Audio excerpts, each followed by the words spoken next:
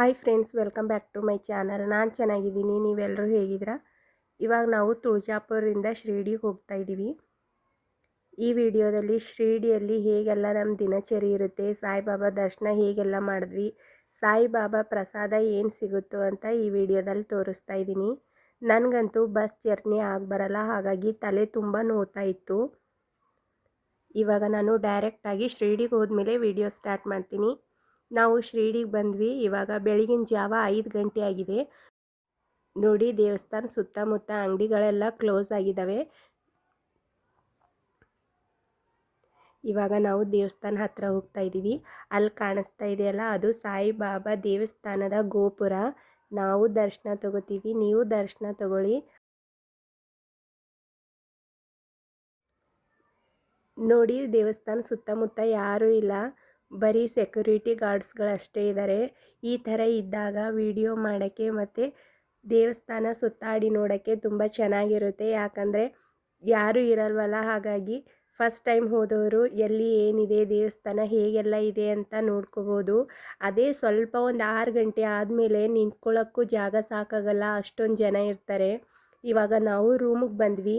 ನಾವು online room book ಮಾಡಿದ್ವಿ, ಹಾಗಾಗಿ ಡೈರೆಕ್ಟಾಗಿ ಇವಾಗ ರೂಮಿಗೆ ಬಂದ್ವಿ. ನೋಡಿ, ಇದೇನೇ ರೂಮು. ಅಲ್ಲಿ ನನ್ನ ಮಗಳು ಏನೋ ಕಿತಾಪತಿ ಮಾಡ್ತಾ ಇದ್ದಾಳೆ. ಅವಳು ಒಂದು 5 ನಿಮಿಷನೂ ಸುಮ್ಮನೆ ಕೂತ್ಕೊಳ್ಳಲ್ಲ, ಏನಾದರೂ ಒಂದು ಮಾಡ್ತಾನೆ ಇರ್ತಾಳೆ.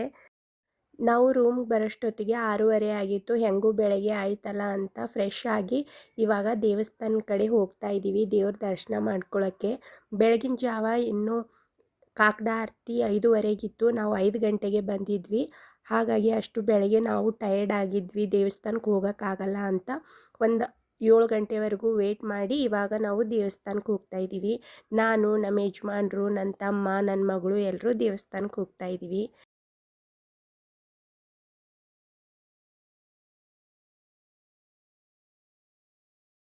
ದೇವಸ್ಥಾನ ಪಕ್ಕನೇ ಒಂದು ಗಾರ್ಡನ್ ಮಾಡಿದ್ದಾರೆ. ಅದರಲ್ಲಿ ಸಾಯಿಬಾಬಾ ಸ್ಟ್ಯಾಚು ಇದೆ. ತುಂಬ ಚೆನ್ನಾಗಿ ಕಾಣಿಸುತ್ತೆ ಅದು. ಬೆಳಗ್ಗೆ ಹೊತ್ತಕ್ಕಿಂತನೂ ರಾತ್ರಿ ಹೊತ್ತು ವಿಡಿಯೋ ಫೋಟೋಸ್ ತೆಗಿಬೇಕು, ಇನ್ನೂ ಚೆನ್ನಾಗಿರುತ್ತೆ. ನೀರು ಹಾಕೋ ಥರ ಇದೆ ಮಡಿಕೆಯಿಂದ. ನೋಡಿ, ಇವನು ನನ್ನ ತಮ್ಮ.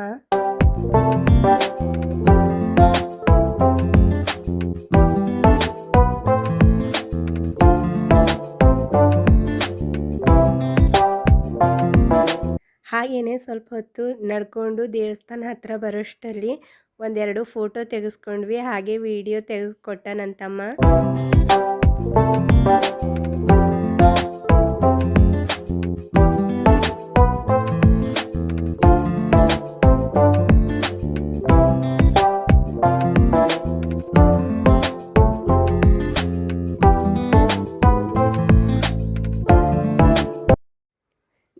ದೇವ್ರ ದರ್ಶನ ಮುಗಿಸ್ಕೊಂಡು ಇವಾಗ ಪ್ರಸಾದ ನಿಲಯಕ್ಕೆ ಬಂದಿದ್ದೀವಿ, ಪ್ರಸಾದ ತೊಗೊಳಕ್ಕೆ.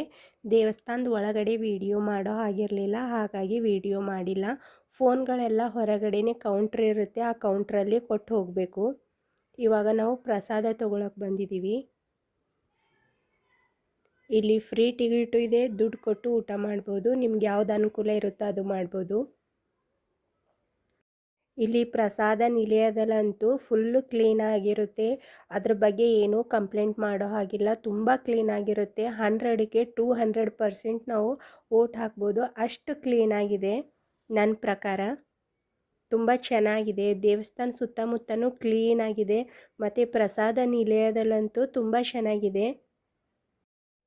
ಇವತ್ತಿನ ವ್ಲಾಗಲ್ಲಿ ಶಿರಡಿ ನೋಡಿದ್ರಲ್ಲ ಸ್ನೇಹಿತರೆ, ಶಿರಡಿ ಹೇಗಿದೆ ಅಂತ ಕಮೆಂಟ್ ಮಾಡಿ. ನನ್ನ ವಿಡಿಯೋ ನಿಮ್ಗೆ ಇಷ್ಟ ಆದರೆ ದಯವಿಟ್ಟು ಲೈಕ್ ಮಾಡಿ, ಶೇರ್ ಮಾಡಿ, ಕಮೆಂಟ್ ಮಾಡಿ ಮತ್ತು ಸಬ್ಸ್ಕ್ರೈಬ್ ಆಗಿ.